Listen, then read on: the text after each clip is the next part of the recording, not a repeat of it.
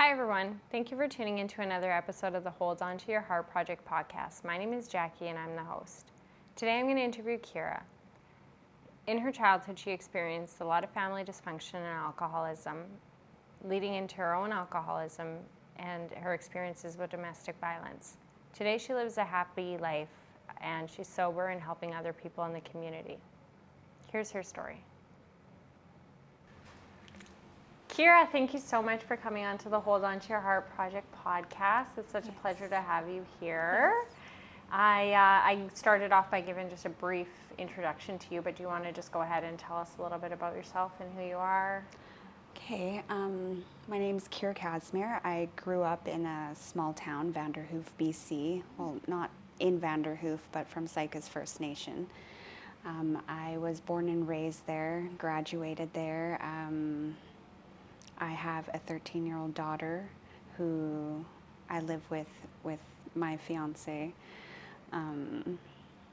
I have 4 siblings and multiple step siblings in my family, and my family is pretty big and spread out throughout BC. Right now I work at the Cranbrook Homeless Shelter, and I have done that for 3 years.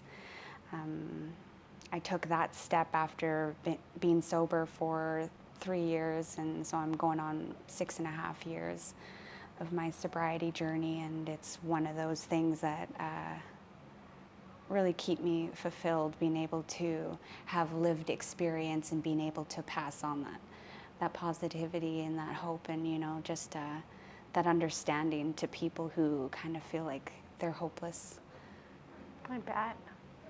No better place to be than in the thick of it and sharing that. Yeah. And you've said a lot in that, and I can't wait to kind of unpack some of the things that you've just shared with us. I'm going to just start by asking you a question, and we'll kind of take it from there. So when I say hold on to your heart, what do you think of? Most of my life, up until I got sober. So holding on to my heart means protecting myself, right? And not really understanding that I've had to hold on to my heart my entire life and still be able to have a smile, to be positive, to carry myself through, because I've come from, my parents were alcoholics. I grew up on the reserve, and it was prominently surrounded by drugs and alcohol and violence and things like that. So I was always accustomed to putting on that facade of I'm a tough kid, I can do this, I can take care of myself. And then getting sober, still kind of having to do that because I had no idea who I was, what I was supposed to do, what I was capable of, what I deserved. So now, being 6 years sober and from the help of my fiance, understanding what it means to be able to take away that grasp of my heart and being like, okay, well, I trust you enough to take this, to have this. Do you want to talk about some of the times where you felt like you've really had to protect yourself? So I think growing up and having to be placed in a spot where I had to be the adult, the caregiver,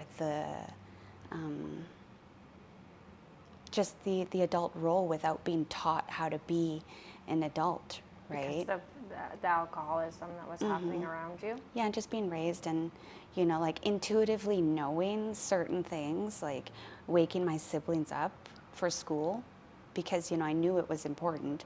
Wasn't sure why, right? But like school was like a safe spot for me because like you knew what was going to happen, right? There was the structure, there was rules, there were safe people there. And then going home and it being chaotic, unpredictable, not sure if anybody's going to be home or, like if there's going to be food in the fridge type thing. And kind of just holding on to my heart, right, and protecting myself, and not understanding that there were supposed to be people in my life that nurtured me and protected me.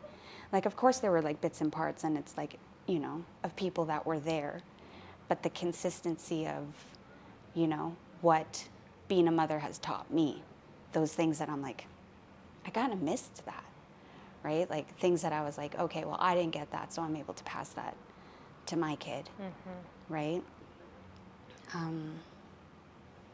I think, it's hard to like kind of piece it all together because it's so much, right? How does it feel, is kind of the starting out, kind of trying to share it? How are you feeling with Hot. it? Hot in here, yeah.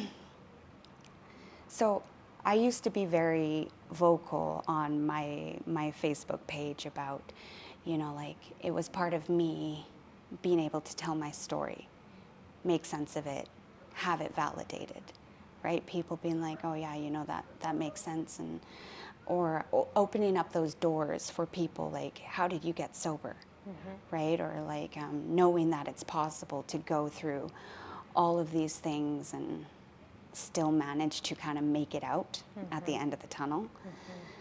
So when I was 16, I met my ex-husband.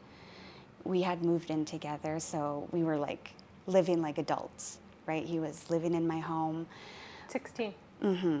I was still going to school. My mom had moved out of the house that we had lived in.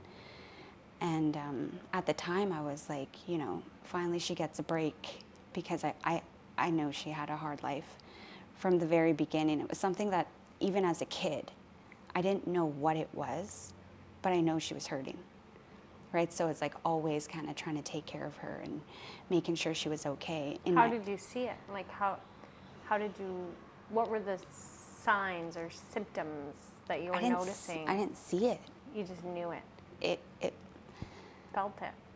I guess somewhere along the line, I learned that things, your body, your nervous system, your brain, all of these things are developed even in the womb. So even like if my mom was hurting, you know, that I think that was like passed on to me, right? It wasn't like you know, we tried to have like a good life or whatever, but there was like anger, there was fighting, there was drugs, there was alcohol, mostly alcohol, like prominently alcohol. But I still kind of like felt like I had it better than the other kids in my community. You know, like not all of them, but you could tell like certain things, right? My parents were never physical with me. It was more or less they're just like kind of doing their own thing. I have 3 older siblings, so in turn we all kind of like took care of each other. And yeah, and just like seeing how hard she worked, but she was kind of like always alone. And I seen her in a couple bad relationships, right? So I don't know what it is. Maybe it was just like something that I was born with, or something that I developed somewhere along the lines. And she would share like little stories here and there with me, right? Like I knew that she had a pretty rough upbringing. She had ended up on her own in a city when she was like 16 type thing, right? And I'm like, well, like, you know, you're all by yourself, taking care of yourself in this, you know, big world, and kind of having, I'm not sure how I would put that.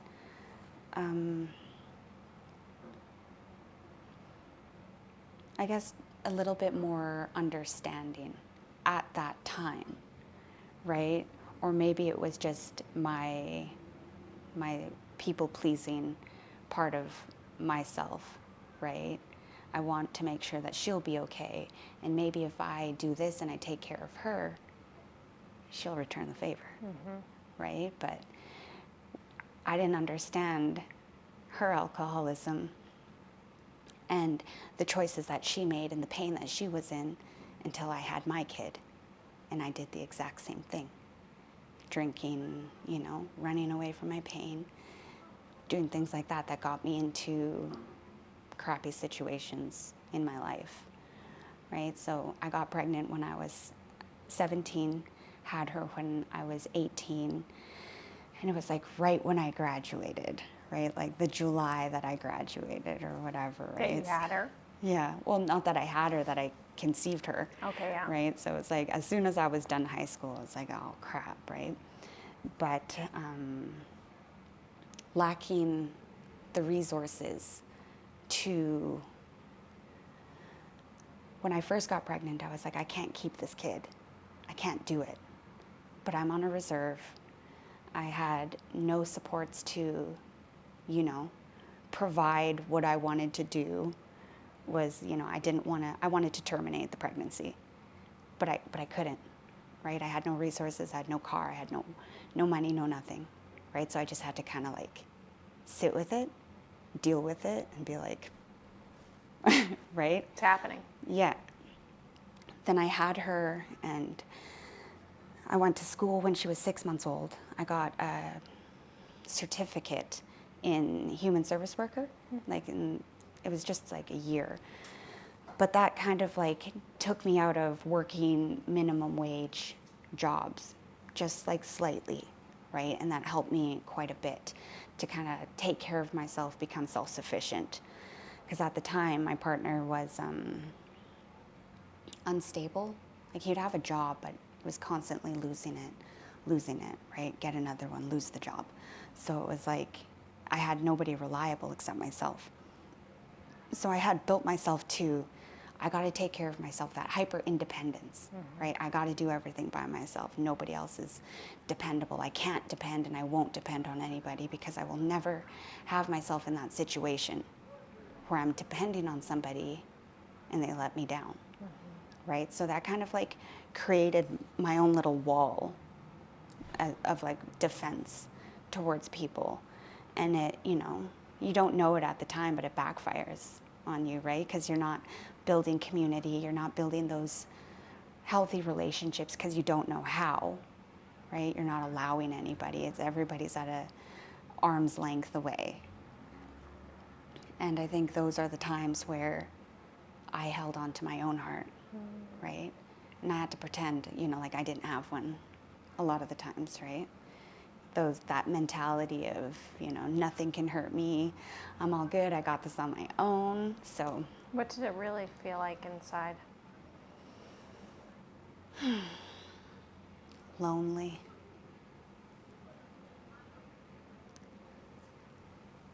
Lonely, angry, all of these things. Sorry, I'm a crier. That's okay. And I didn't start crying until I was like sober, right? Trying to protect myself. But I'm like, I guess I'm okay with it now, right? I'm allowed to cry. I'm allowed to feel sad, you know. I'm allowed to remember where I came from and how broken it was, right? Like all those times where I felt like I was just on my own.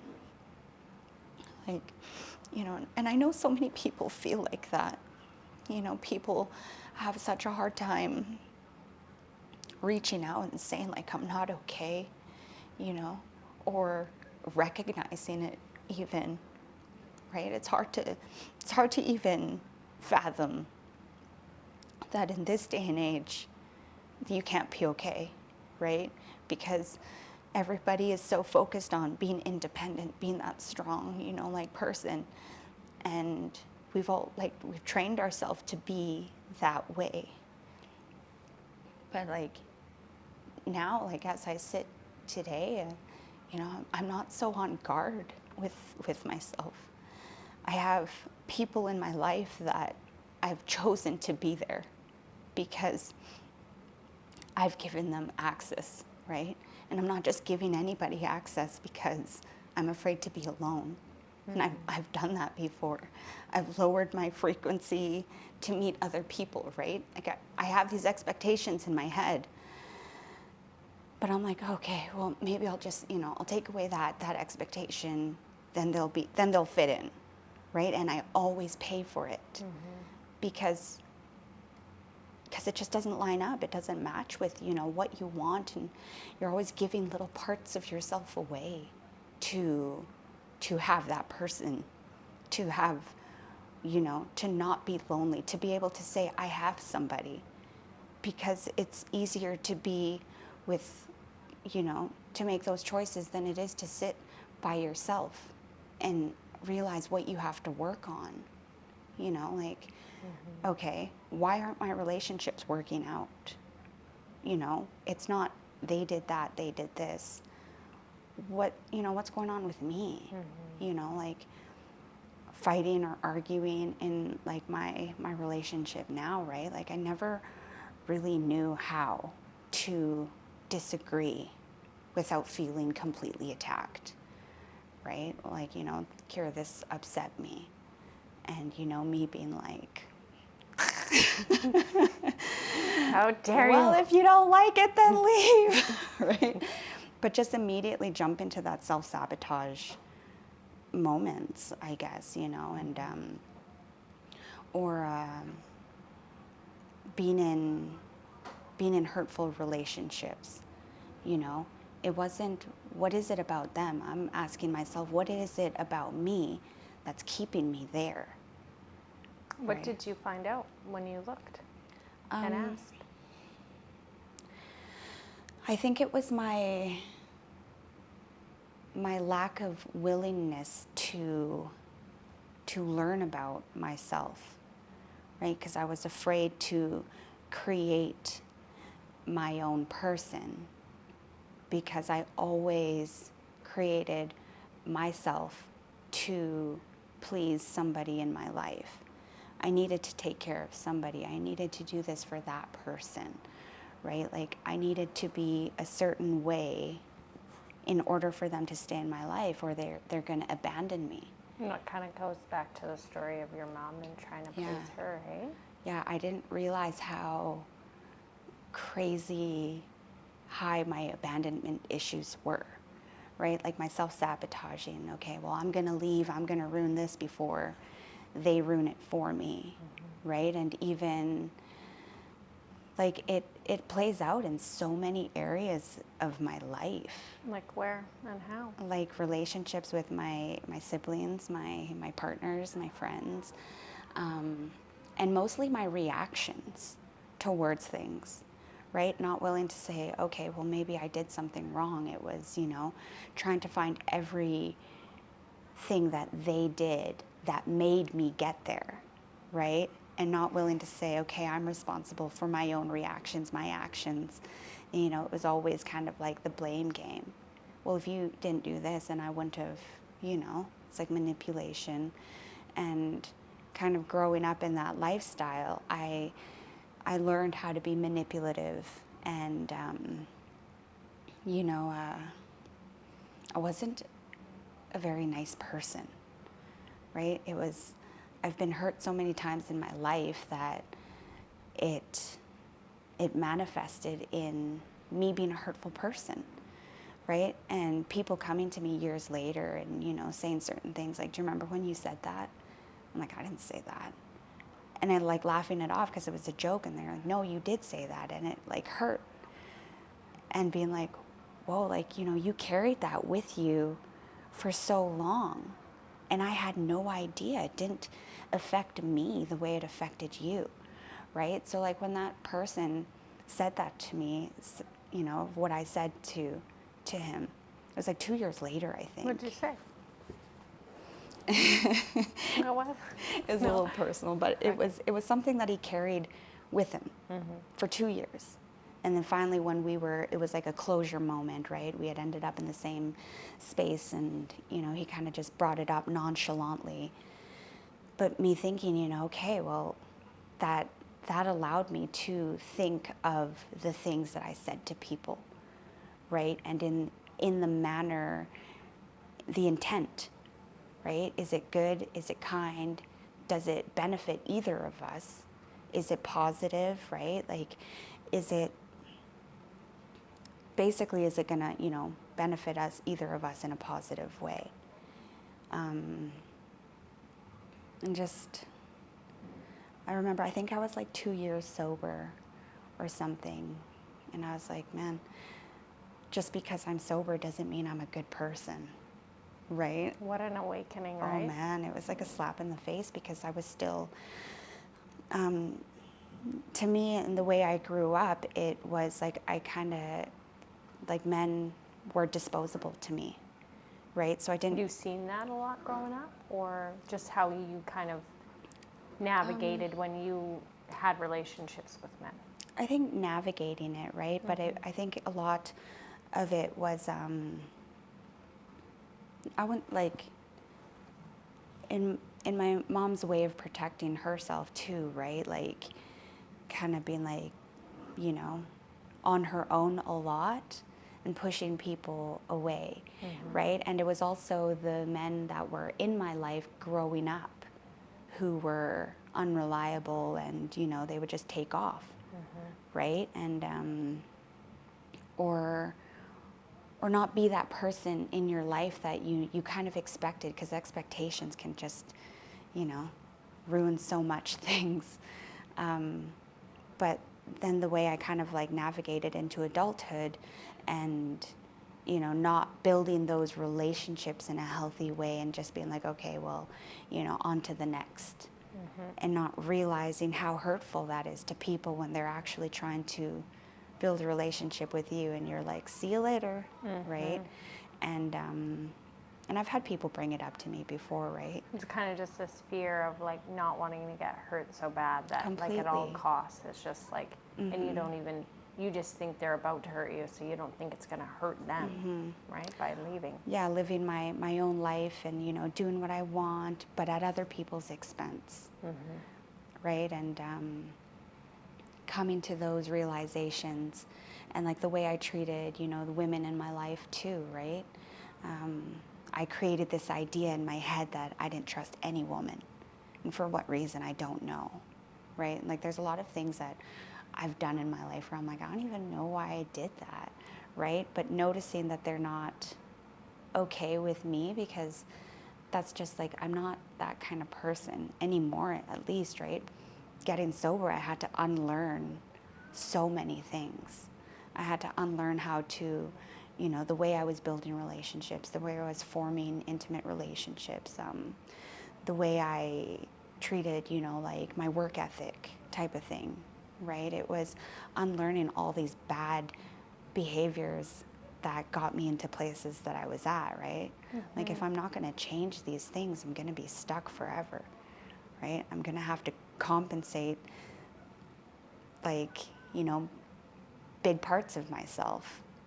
And if I'm never willing to make room to grow, I'm not going to, right? Like, at the end of 2020, I had to make the decision to cut some people off that had been in my life for like a long time, right? But I just kept them around in hopes that they would meet my expectation, right? I was holding on to the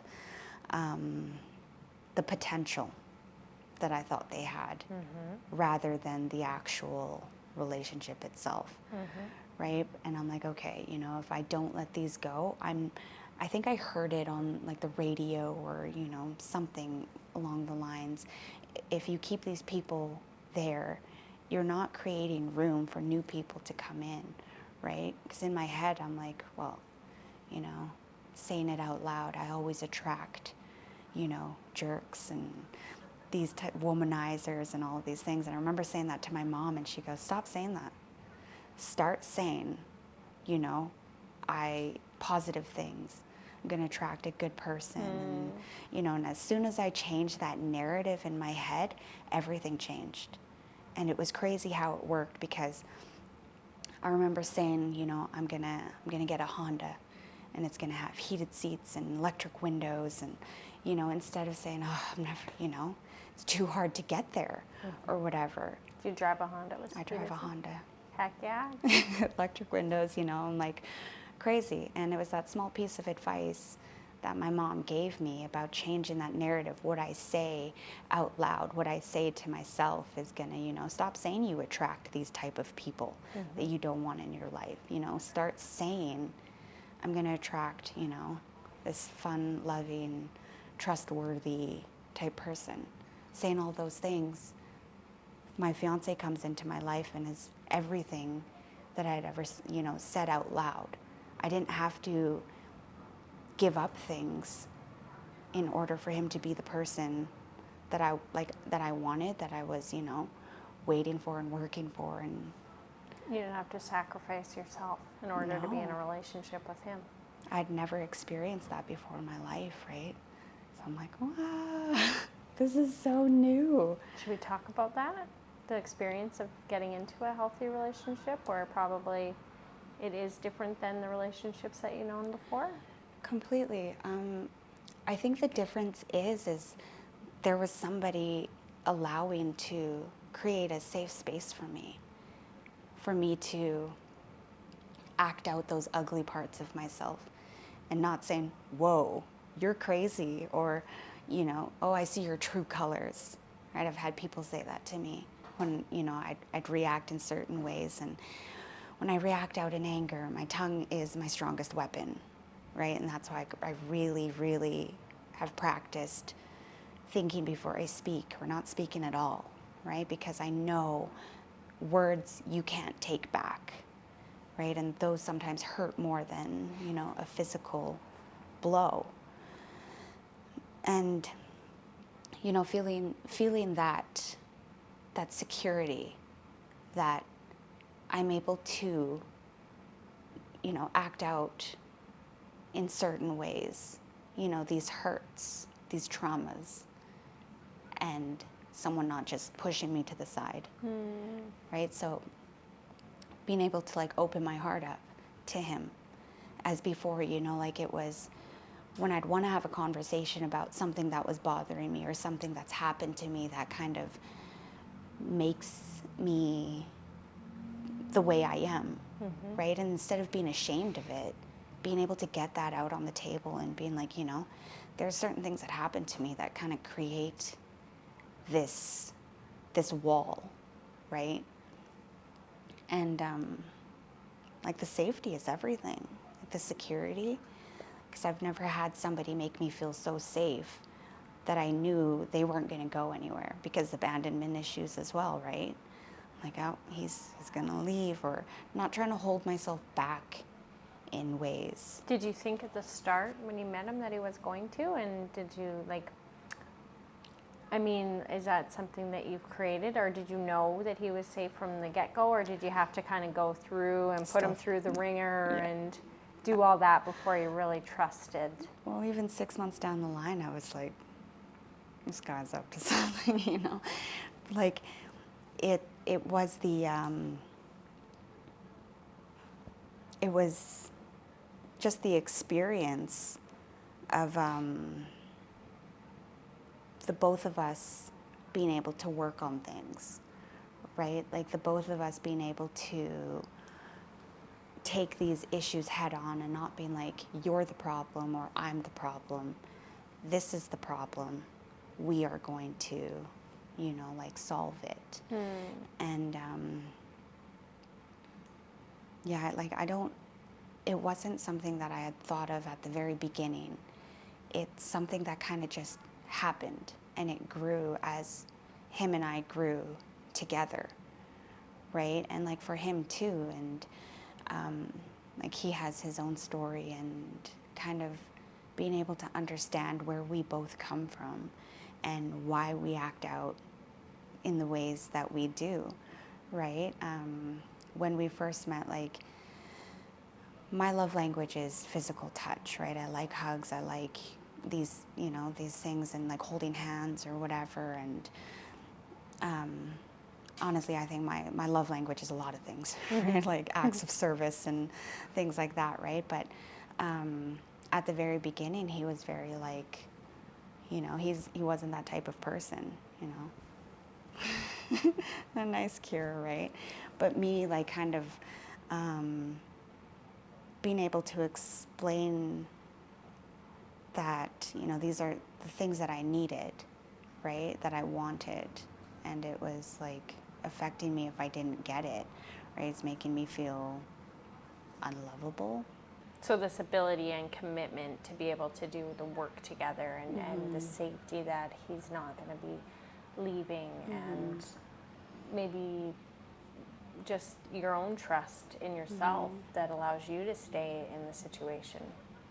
It's just a lot of reassurance on his part as well too, right? Because my go-to is running, right? Like it used to be fighting, right? Fight or flight, but I was in an extremely violent relationship, 2016. Is that what the father? Okay. No, this is somebody after Okay. the father of my child. But so I just take off, right? I'd run away, and it's like, that's not solving anything. And because my body gets there, right? Like it's in that fight or flight mode, and I'm like, I gotta get out of here. Because I also realize that my brain shuts down. And I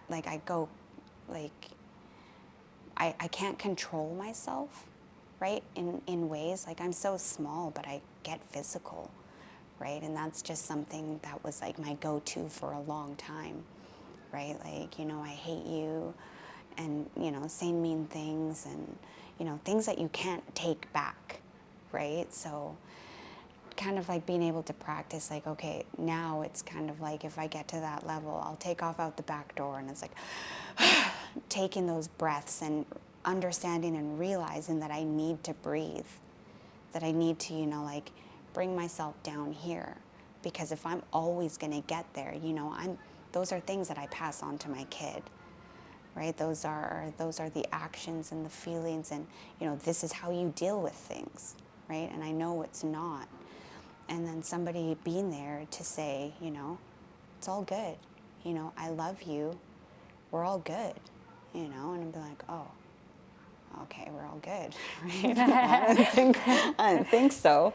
But, like that reassurance to like being there, and I think it's a very valuable thing to offer somebody that space, creating that space for them to, have emotions, to be angry, to be sad, to be happy, and all of these things, because we have so many emotions, right? And if we're not able to sit and understand where those emotions are coming from, we're never going to be able to control our emotions. Or, like it's a really hard thing to do, right? Especially when you're elevated and you've never been taught, right? Like, hey, talk it out. You're allowed to talk it out. I watched a lot of people fight in my life, right? And that's how they solved things in every which way, and I watched a lot of violent things happen in my life, with the adults in my life and the people that I was surrounded by. So it was always normal, right? Like I've never realized how, like I was telling somebody a little bit about my childhood. She was crying, and I'm like, it's not normal? It's not normal to you, right? And it's like, how do you get through all of that? But do you see now that it's not normal, or do you still? Yeah, and it's nice to see that my daughter knows that it's not normal, because she's created friends, and like all sorts of friends, right? And she realizes that some people's home lives aren't good, aren't nice, right? Oh wow, like their parents fight, or their parents are always out at the bar, or like their house is a mess, and there's tons of kids taking care of themselves, kind of thing, right? Like, and she notices the difference, right? And it's nice, and it's reassuring to me to know that I've created that for her. But that wasn't always her story either, right? Because of the violent relationship I was in, I ended up losing her to social services. And that kind of like kicked my start to the very bottom, but also to how I was able to rebuild my foundation.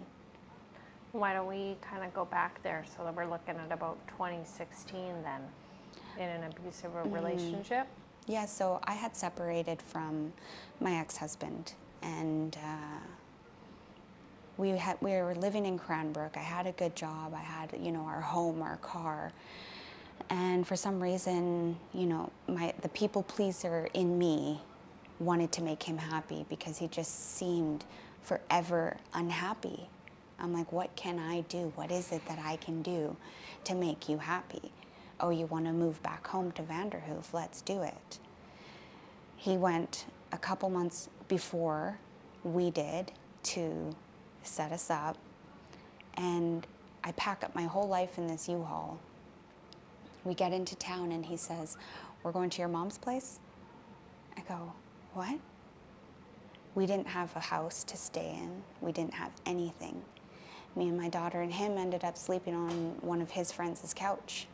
So I'd given up my entire life to go sleep on somebody's couch with my 3-year-old daughter, right? So it was like, that was kind of, my whole world crumbled.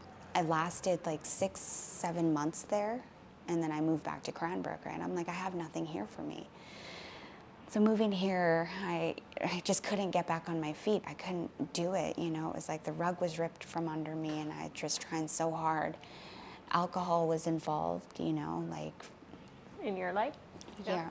I'd gotten sober for a couple years when I got pregnant with my daughter, and then a few years after, right? But then I was going to school, I was working, I was trying to take care of my daughter, and, the guy I was with, maintaining all of this stuff.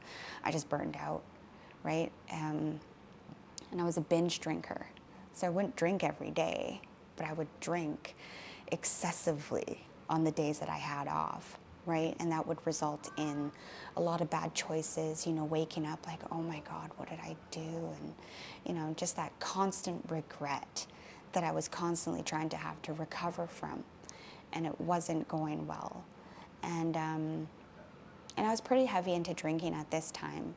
So this is kind of when you say, like, you realized that your mom's life with you kind of mirrored your own life. This is probably... Not at that time. Okay. At that time, I was like, I'm never going to be anything like, You didn't see it yet? Not at all. It wasn't until I'd lost everything and my daughter ended up in foster care. But even then, I didn't see anything, right? I was only looking like this far, right? Poor me. Why isn't anybody helping? Why don't they understand what I've been through? The blame game. I'm trying so hard, but not really. I was telling myself that I'm, doing all these things and people should just understand and let me do these things and help me. And, but they always say you can't help anybody unless they want to help themselves, right? Mm-hmm. So I think that kind of turned into getting into a relationship with this guy, because people that met me, they're like, this girl's a mess, right? Like, red flag, right? And I remember going to rehab, and my mentor asked me about this guy, what did he say? And I took offense to it. He was like, what makes you so good that he wants to be with you? Like as an alcoholic or whatever. I'm like, I'm great. Do you know who I think I am? And not realizing until I was sober, my first red flag was that he wanted to be with me in my state. Mm-hmm. I was a heavy alcoholic. I wasn't really taking care of my kid. She was always with my family. I'm like, okay, here she is. I'll come back, in a couple hours. And, 3 days later, mm-hmm. I'm showing up.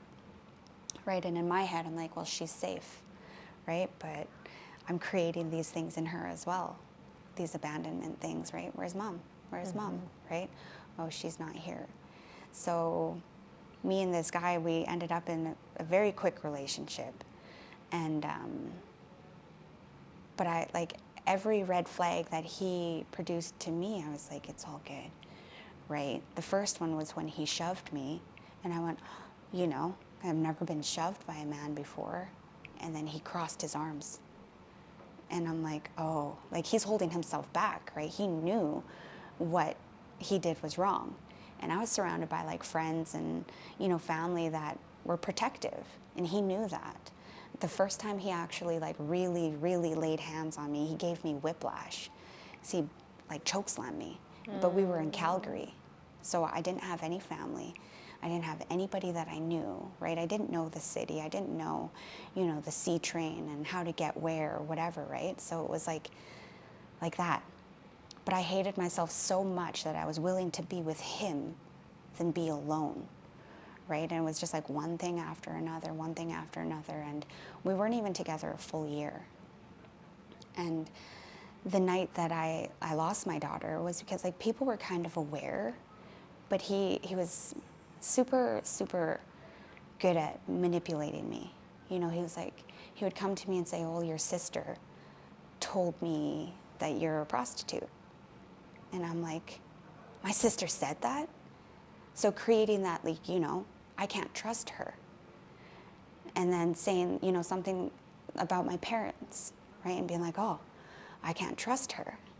I think they call that like a smear campaign. Yeah, something like that, but not knowing they're not saying anything like that about me. So, isolating me even more. I don't have family. I don't have friends. The only person I have is you. Thank God you love me, right? It doesn't matter if you're hurting me. Everybody else is against me except you, right? Or telling me, you're never gonna get anybody that wants you. I'm like, you're right? And not realizing how crazy sucked in I was. Because I'm telling my sister, after he got taken away. So what had happened was I went out drinking with some friends, and he had started a fight out in public. And I was like, you did that. I'm not going home, right? But when I showed up at home later that night at like 3 a.m, he attacked me.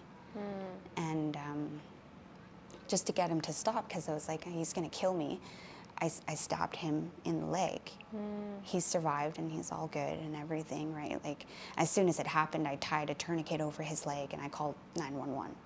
So it wasn't like, I was trying to harm him in any way. I was just trying to save myself. So, after that happened, I lost my apartment. I lost my daughter. My family was kind of like, you're really bombing, Keira, right? Like, you need to get your stuff together. And I'm like, in survival mode at this point. I don't even know what's going on. And I'm crying because he had charges like in the East Coast, right? So he was picked up by the police because they wanted him back in Nova Scotia, right? And I'm crying saying, he's gone. Like, how am I supposed to live without him, right? And my friends were like, what's wrong with you, right? Like, this is not the Keira that I know. Because before I was like very advocating for my friends, he can't treat you like that, But it's all easier said and done when you're not involved. And, why don't you just leave? Why can't you just leave, right? I'm like, I feel like I'm gonna die if I'm not with this person. It's like serious withdrawals. Right? And I'm like, what do I do? What do I do? So after that all happened, the court was like, go to rehab or go to jail, right? And I'm like, I'll go to rehab. It was kind of just like a break or whatever. And after rehab, he got out of jail. We met right back up in Calgary, right? Like, why? And same thing happened in Calgary, and I had to... And at this time, you still didn't have your daughter, I imagine, right? Yeah. No. But I remember saying, I can't stay in Calgary forever. I need to go back for my daughter. And, he managed to twist it around. Like, you don't want to be here with me. You don't love me, right? And I'm like, in my heart of hearts, I knew that I couldn't be with him, right? Because if I was with him, I couldn't be with her. But, at that time, you're like, you're sick and, all these bad things are happening with, anybody who has been in those situations just knows, right? And if you've never been in that situation, it's extremely hard to fathom. It's, it's easy to say, why don't you just leave, right? I mean, I could have told myself a million times to leave, and I did.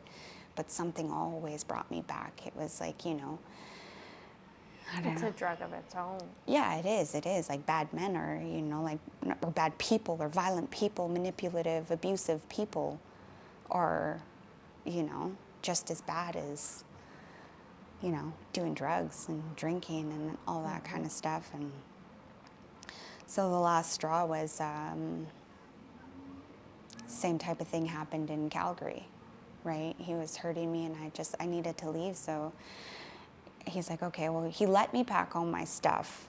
And then as I was about to wheel it out, he pushed me out and then kept all my stuff. And I'm like, that's everything I own. And then I have people like Keira, like, you can't get your life back. And I'm like, no, I need my stuff. I need it, right? I eventually got it back, right? And at that time, being on Facebook and still being too ashamed to post and say, I need help, right? Because I had cousins there. Like, I had male cousins and people that would have come to protect me and help me, right? But I'm too ashamed of it. I'm too embarrassed that I'm like, I put myself here. I'm going to deal with it, right? So being alone a lot of my life was my own choice. But I took a Greyhound back to Cranbrook and, you know, like, I met up with some friends and... Did you get your stuff? Yeah, I got my stuff Okay, eventually, right? But it was like the process to get it, you know. Like now I'm like, I should have just, you know, forget all that stuff, right? Like, Was that then the last time that you were with him? the last time we had physically seen each other, right? Because I'd left, caught the Greyhound back, but he wasn't allowed back in BC, right? But he also manipulated me too because he said, you were the one that got charged. So if you were with me, you were going to get in trouble, right? So kind of like making me feel like I wasn't allowed to reach out to the police because there'd be police there, right? And I'm like, going to start running towards them. And he's like, no, right? So kind of... He got ya. He did, totally. But even when I came back to Cranbrook, we were still in touch, right? And he had left back to the East Coast and, you know, kind of got involved with somebody else, did the exact same thing. And as I'm moving on with my life, I'm a year sober, and a year goes by, and my house arrest ends, because I was on house arrest. I was just like on all these crazy conditions. And he contacts me, and I was like, you know, what the heck? You know, and still thinking that I needed to tell him how much he hurt me. It was not like he cared, right? It was that thing he was feeding in himself, right? And not being able to understand that and being like, okay, well, you know, like, go do your own thing. But that affected me for years and years, right? Like the way I chose relationships, and I stayed single and I stayed alone for, I don't know how, like 16. We finally, the last time we had seen each other or whatever was in 2017, because it was later in 2016 when we met. And then March 17th, 2017 was the day I got sober. And I've been, there's a little fly. And you know, I've managed to stay. What day was your sobriety date, sorry? March 17th, 2017. Wow. Yeah, so it was like I had to go through all of those things first, right? And coming back from rehab, coming back from Calgary, and, you know, still losing my daughter, and, you know, also dealing with her dad and, you know, everything else. And cleaning up the wreckage of your past is like, you know, that's the ultimate accountability thing. And you kind of went out with a bang. Oh yeah, I mean, when my last day drinking, I was throwing up every beer that I drank, right? I broke out in hives. I was not doing well, right? And I'd called my dad and I said, you know, Dad, like, I can't live like this anymore, and I'm not going to. So I called to say I love you, and bye. My poor dad. But he tried to keep me on the phone. My stepmom was on the phone with the police, and he found me under the carport at BMO Bank, like in the alleyway. And he didn't really see me because I was curled up. But, I was like, I can't, And I don't really remember that. But it was, I'm homeless. I couldn't do it anymore. Didn't have anything. So I was just, I don't know if I would have been able to, or if I was strong enough to carry through with my plan of not being here anymore. But maybe that wasn't the plan, obviously, right? He drove me around, and then he dropped me off somewhere, but then he called the cops, and he said, Keira's on conditions. She's not supposed to be drinking. She's supposed to be at this place, and she's not there. And to me, I'm like, my dad's a rat. Still being like, he doesn't love me. But, then the police officer, she brought me to the emergency room because I was in the back seat, and I was like, I've been using and I've been drinking for 4 months straight, like at least every single day. Mm-hmm. Like, you bring me to the cells, I'm going to withdraw and have a seizure and fucking die. Mm-hmm. So she brought me to the hospital, and she was, standing there with me. She waited there with me. And I was kind of going off about my dad. And she was like, your dad did the right thing. I'd rather see my daughter in jail than watch her run around like you, and what you're doing.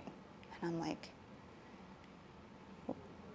maybe, right? Like, basically calling it how it is.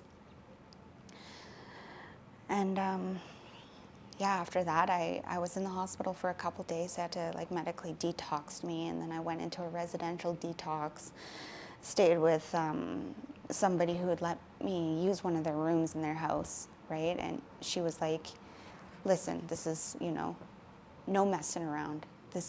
I'm giving you this room for a reason. You go out, you drink, you do whatever, that's your choice, but don't come back here, right? And I'm like, okay, I really gotta make this happen. And then I was accepted into a 6-month recovery program. It's called Mary Basil Recovery House, right? Run through Tanaha, Kimbasket. And I stayed there for, I think I stayed there the entire 6 months, right?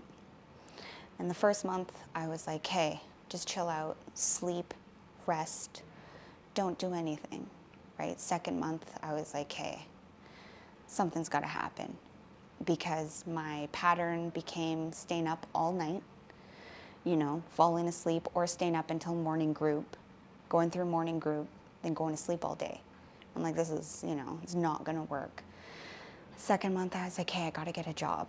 I'm going to go hand out resumes, Very first place to give me full-time work, I'm going to take, right?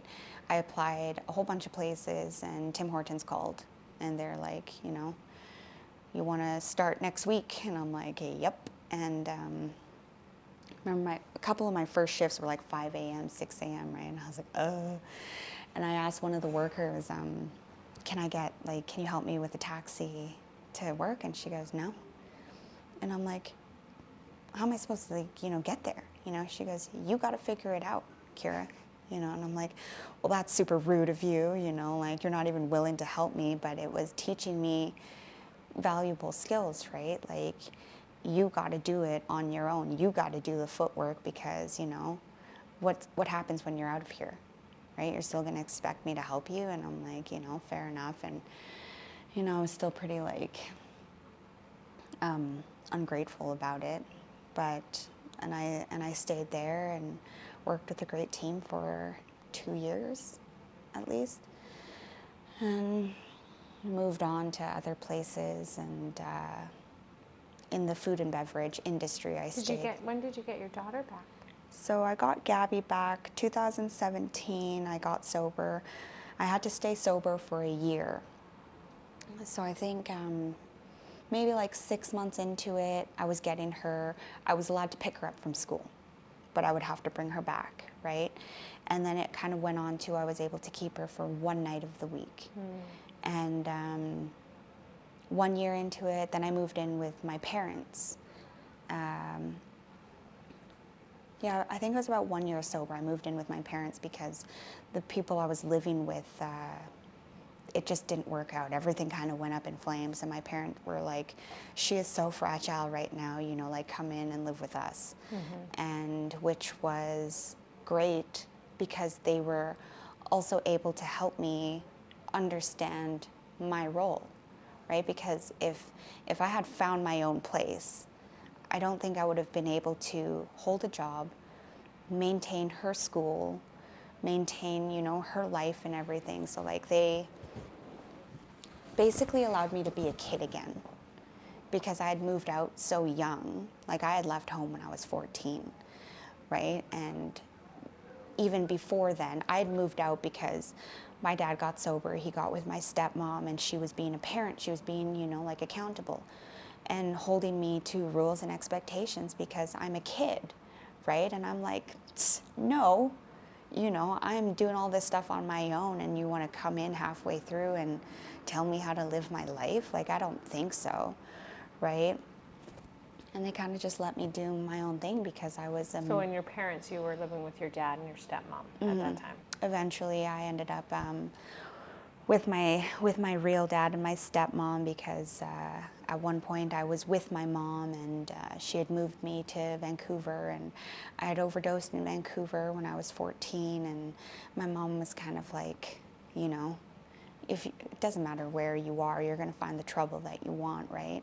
So she sent me back to my dad because it was more or less like, oh, you're going to camp and, you know, you're going to go visit your dad, and surprise, you're living with your dad now. And I'm like, you know, and all these things kind of just being like ushered out, right? But obviously not understanding what kind of torment she's going through when I'm, you know, doing drugs, meeting up with people. And, you know, I think back in the day and I'm like, man, there's like full-grown people preying on me, right? Like, hey, come to the park, and you know, like that's how I got the drugs that I had overdosed on.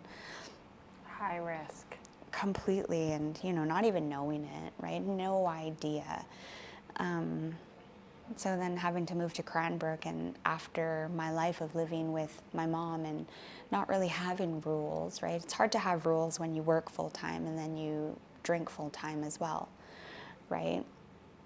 So I'd moved out and made my life a lot harder than it had to be, right? And after I'd moved out with my dad, I was on my own here in Cranbrook for a couple months, moved back in with my mom, but you know, like, still kind of the same thing. We've lived below the poverty line my entire life, so it's kind of trying to navigate around that too. But now I'm a little bit older, right? Now I can go and get a job and feed myself. You're sober. At this time, when I moved back to Vanderhoof, I wasn't at the time. But like, you know, and then having to move in with my ex-husband, it was, at the time I was like, I don't want to be with this guy anymore, right? Like, I'm going to break up with him. And then coming home and all his stuff is there, and my mom's like, he's living with us now, right? Now I'm obligated. Now I feel obligated. And because of his life, I was like, okay, well, I don't want to be another person to leave you and abandon you, right? So I'm trying to take care of this other person, not taking care of myself. So like all these kind of things just, you know, like kept building up to, you know, why I turned to alcohol and drugs. Before I lost Gabby, it was just alcohol. After I lost her, there was no point, right? I started experiencing with everything, all of it, right?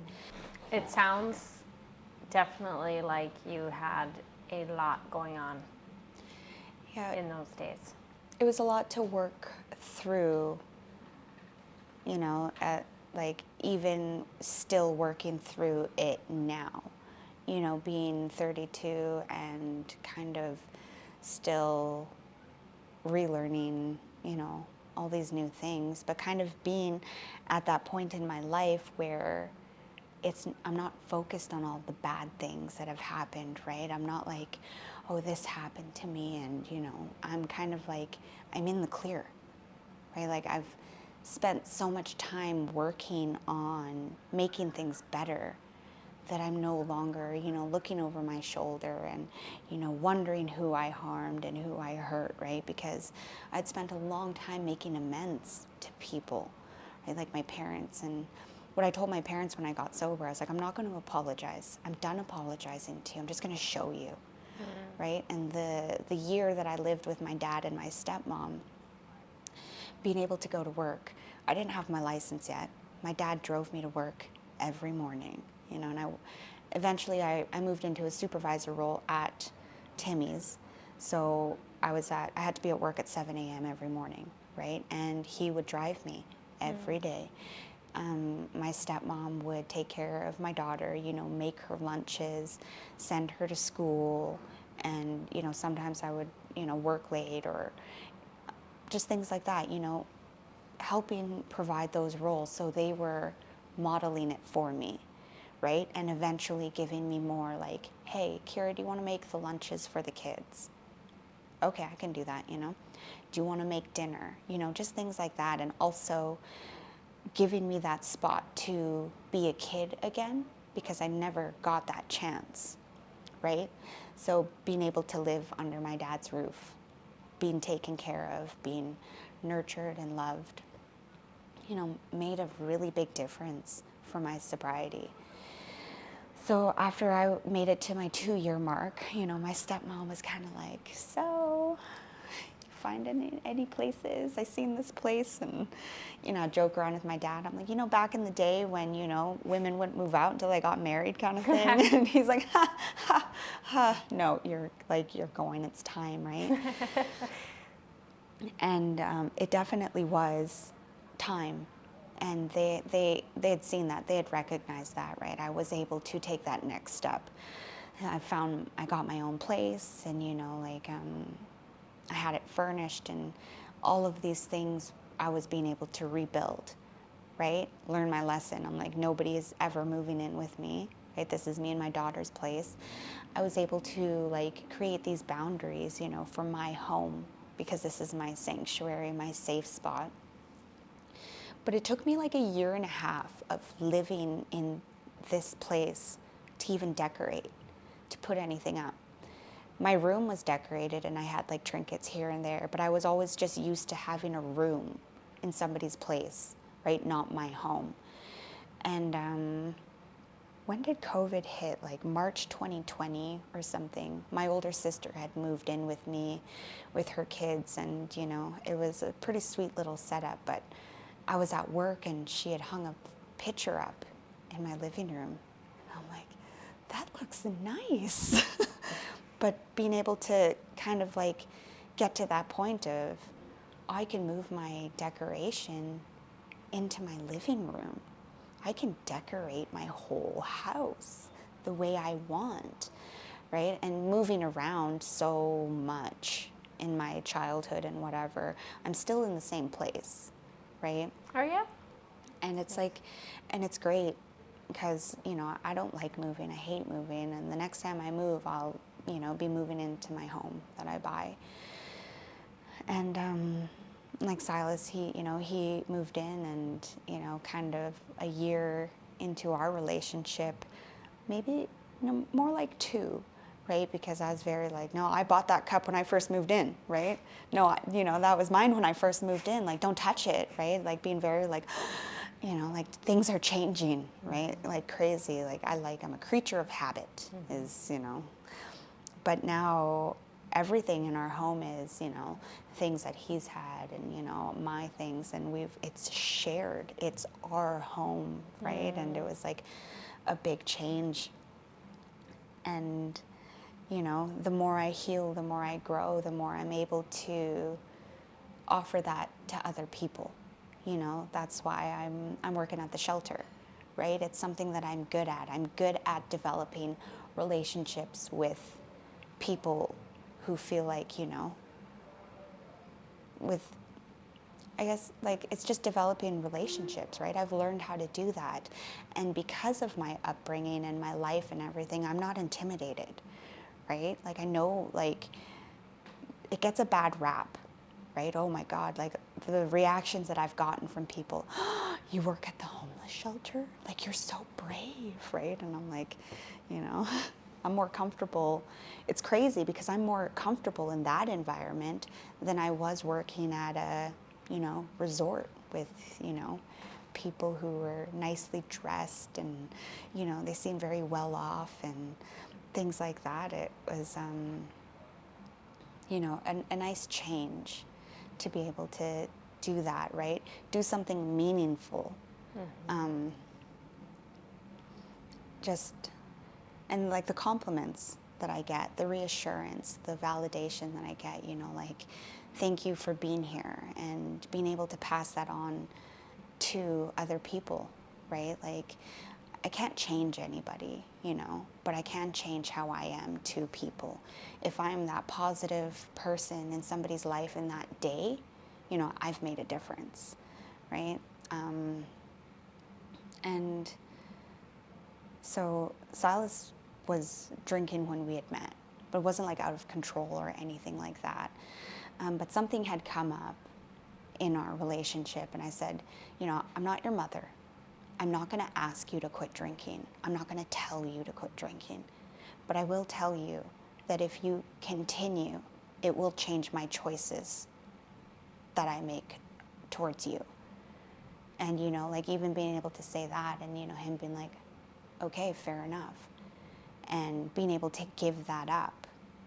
And then, a year into his sobriety, being like, this is the best thing I could have ever done. And not realizing, like, just the impact it has on your life, the things that you're able to work through, and, and it's just like a beautiful life that we were able to create with each other, and he's that strong male role model that I needed in my life for my daughter, right? Because if it was just me, like, sometimes I react on emotion, and out of fear, it seems like I'm angry, right? So when she does things that scare me, I explode, right? And he's like, hey, maybe let's just, like, talk it through or calm down, and, and I think I'm trying to teach her, but I'm traumatizing her, right? Like, I'm sorry. But yeah, six and a half years. You're not always going to get it right. Yeah, right? exactly, right? And being able to accept that, being able to accept who I am, and, the willingness to learn and change, and all these things. Like, my older brother, he is, September 24th will be his 1 year sobriety, right? And, like, it's just all these cool things that are happening. I'm getting married in 18 days. Getting married in 18 days? Yeah, like, right? I just, at this 6 years ago, I'm like, no, really had no idea what life could have been like.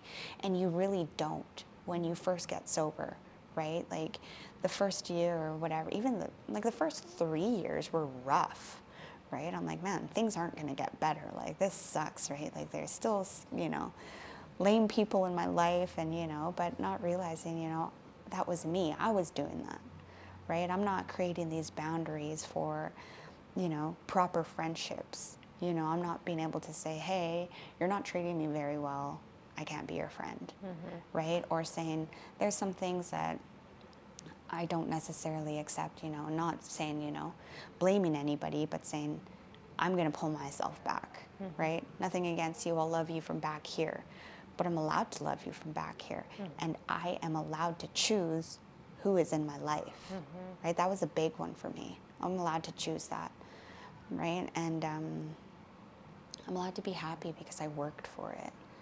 And, I'm allowed to be loved. I'm allowed to be, vulnerable. I'm allowed to be sad and, broken at times. I don't always have to be, that person who keeps everything together. I can fall apart sometimes, right? And being able to allow myself that grace to do that, I think, changed my life, right? And, like, that change of narrative of, oh, I only attract these type of people, you know, bad people. And like changing that narrative of, you know, the negative self-talk. It's not easy, right? Because it's really easy to say, man, I'm such a loser, you know, I'm such a letdown, or, you know. And some people get just like so stuck in that, and, you know, just tired of being stuck, I guess. So actually the first time that, you know, I've never really craved a drink, like after the first couple of years, you know, it was, I've created a life that, you know, didn't involve alcohol, right? Like as before, it was like, oh, let's celebrate, let's have a drink, you know, I'm mad, let's have a drink. You know, I've created that life that didn't involve alcohol. I didn't have people who drank or used in my life, right? So it was, you know, when things would go wrong, it wasn't like that was my go-to, right? My go-to was other things like, you know, going for a run, going to the gym, or, you know, cooking, or talking to my family, or reaching out, you know, like I'm sad today, and, you know, being able to cry with people, right? Like those things are just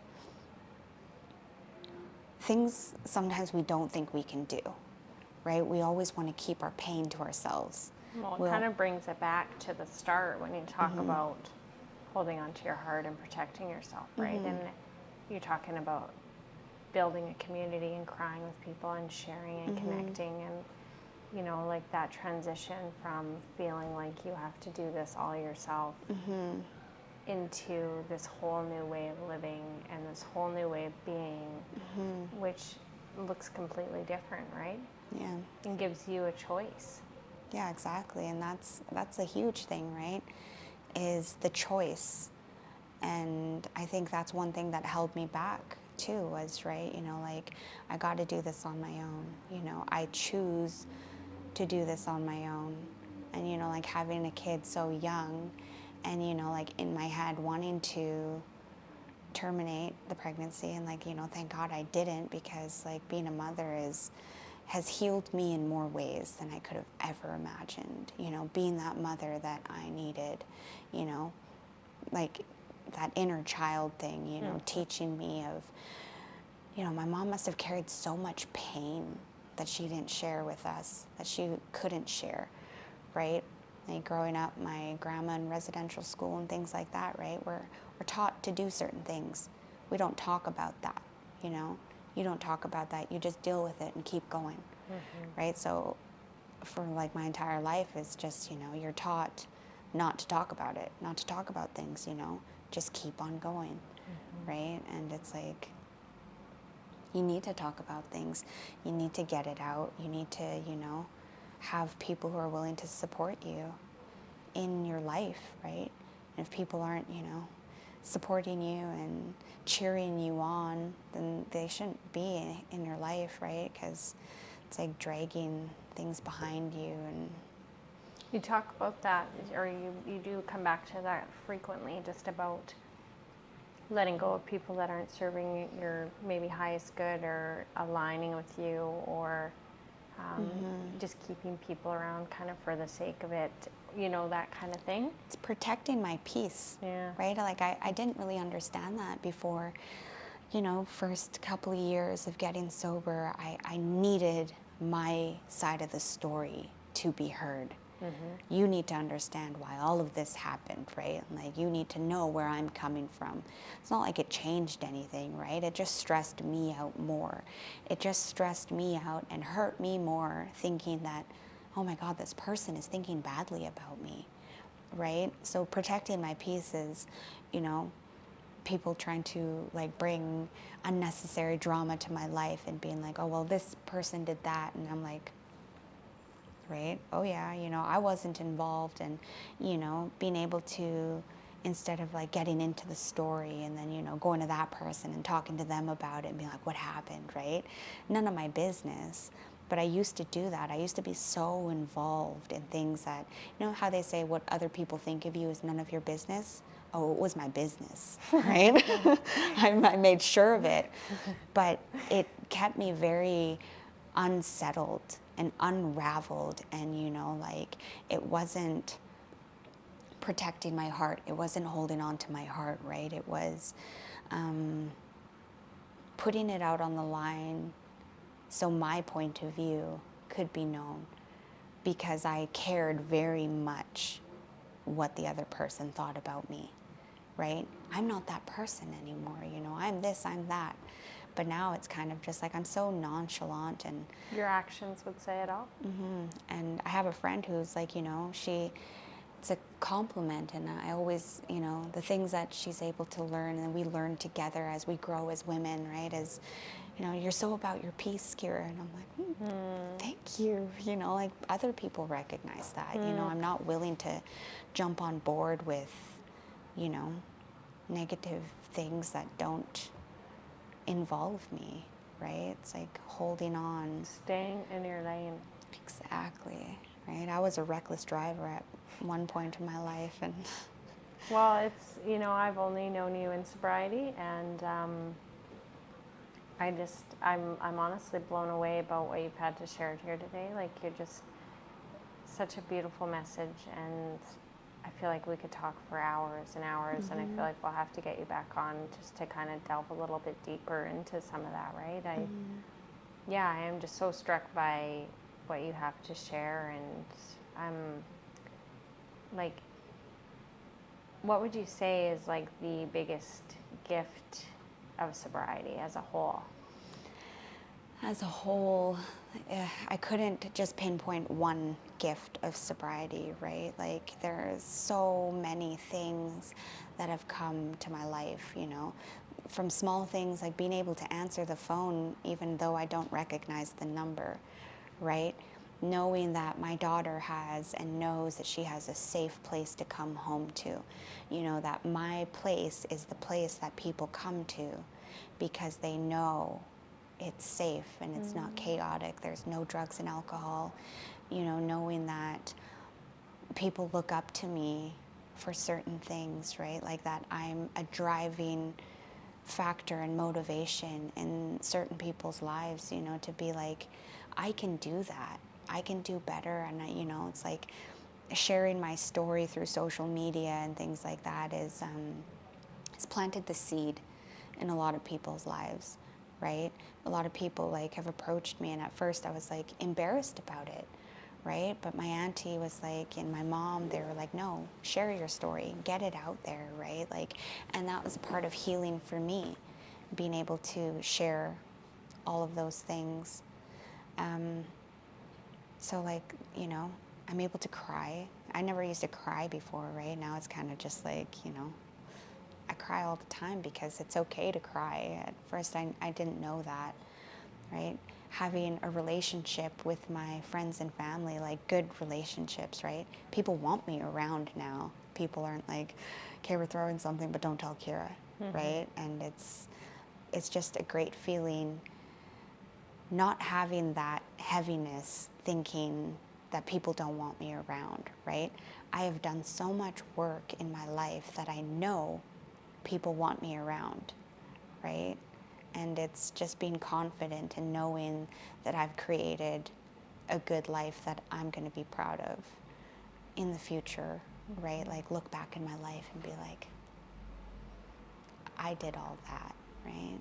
So if there was someone out there that was experiencing some of the same situations as you did, and maybe looking to get sober, they feel really alone, maybe they're in an abusive relationship, is there just, you know, could you give just a piece of advice that might help them? Or what would you share with that person going through that? I always say it's easier said than done, but being honest and reaching out, right? Because the more secrets that you keep, like secrets keep you sick, but the more you keep it to yourself, you're keeping yourself from accountability, right? You're keeping yourself from having other people who care about you saying, maybe you should make other choices, right? Like a lot of the things that I went through and that I chose not to share with other people, like being stranded in Calgary with that guy, if I had just posted something on Facebook and said, I need help, the amount of people that would have been there for me to get me out of that situation, you know, is I really underestimated that, right? And so like the honesty of what you're going through, right? There's going to be people, there's always going to be somebody who's there to judge you. But there's always going to be that person who's willing to help, to listen, to understand, right? Like I have a friend who was kind of like in the same situation, and it was like I can never tell her what to do, but I'm always going to be here, no matter what. Right? Doesn't matter what she's going through, you know, because that's something that I needed, and I knew she was always there for me too, right? Like when I was involved with that guy, you know, she went to the cops and she showed them my bruises. She let them know, right? She was advocating for me as an Aboriginal woman, right? She was doing that for me. So knowing that she was always there, I was able to, you know, I'm just gonna be here till you need me, right? I'm not gonna force you to do anything. I'm not gonna say, why'd you do this? But, you know, simply just being there until she was able to, you know, be honest and reach out and do these things, you know, made a huge difference. And we talk about it all the time, right? So I think reaching out is the hardest part because people are ashamed of what they're going through. I shouldn't be doing this. I should have my life together, right? Life's not perfect. So, like... I know that your story here today is definitely going to help somebody, and it's helped me. I really appreciate you coming onto the podcast. What does it mean for you to be on the podcast, and what are your thoughts around it? Well, I was always very excited when, you know, you first reached out to me, and I was like, you know, this is such a great idea, and, you know, I respect the courage that it takes to step out and do something like that, especially in such a small community where, you know somebody who knows somebody, right? Everybody, it's kind of just how it works here, right? But being able to listen to the podcast and picking up little tidbits of, you know, information or inspiration or like a learning curve or perspective, right? Because everybody has a different perspective in their lifetime and in their situations, you know. Somebody could have went through the exact same thing that I've gone through, but, you know, dealt with it completely differently, right? So I think it means a lot to me that I'm able to share things with people because it allows me to heal, but, you know, I also know that there are seeds planted with vulnerability, right? Reaching out and being honest and creating that community and that connectivity with people, right? And part of my journey is I'm not afraid to step out anymore, and I'm not afraid to be a part of community events or, you know, this podcast as, you know, or going to an art class or something just small like that, right? Always feeling like I'm an unwelcome presence in the room when it's just like, you know, it's my own voice telling me that. So I think just stepping out of my comfort zone, right? The more I step out, the bigger it gets, and it's just a really great feeling, and it makes me proud of me, it makes me proud of you, it makes me, you know, just proud to be a part of this community that I've created for myself. And I'm so glad you are a part of it, and thank you so much for being on here today and sharing so many pieces of yourself and your story. And if people wanted to find you, where could they find you, like on a social media or? My Facebook, Keira Casimir. My Instagram, it's @somethingthesame. You know, I created that long time ago, and the fact that, you know, everybody's on the social media platform, and it's like it's something, but it's the same as everything else. That's the reasoning behind that. Yeah. I kind of always wondered. Well, thank you so much for being sure. on here, Keira, and yeah, Thank really you. appreciate you. Thank you. Thanks, Jackie. Hey, I'm Morgan. I'm the producer of the Hold On to Your Heart Project podcast. Thanks for tuning in to another episode. If you'd like to find out more about what we're all about and check out other episodes, you can find us at holdontoyourheartproject.com or on YouTube and Instagram at Hold On to Your Heart Project. Thanks for stopping by.